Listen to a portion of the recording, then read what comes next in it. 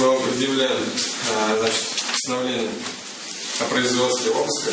Рустема Галиханова оперативники задержали на рабочем месте в октябре 2019 года. Тогда бывшего сотрудника Татарстан-Почта-СЫ подозревали в получении взяток. Сумма составила 330 тысяч рублей. Оперативники установили, что в 2016 году обвиняемый договорился с директором одной из фирм подписать с ним договор поставки автомобильных шин за вознаграждение. Для придания легитимности подготовки закупочной документации в ходе подготовки к редукциону обвиняемый получил от мужчины коммерческие предложения о подконтрольных ему фирм.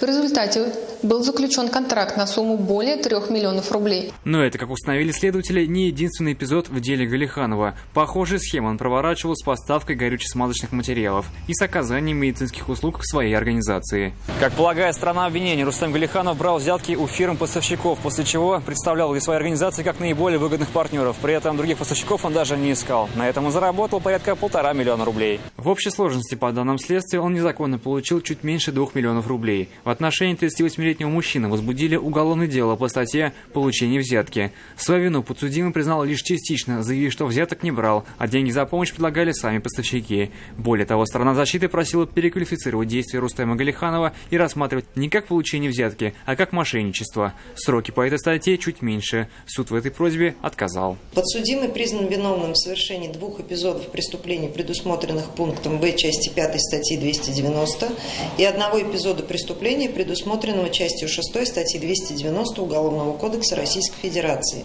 Ему назначено окончательное наказание в виде лишения свободы сроком на 6 лет 6 месяцев с отбыванием наказания в исправительной колонии строгого режима. В прениях прокуратура просила для подсудимого наказания на 3 года больше назначенного срока. На обжалование приговора у сторон есть 10 дней. Айрат Назип, Наиль Абдуллин, вызов 112.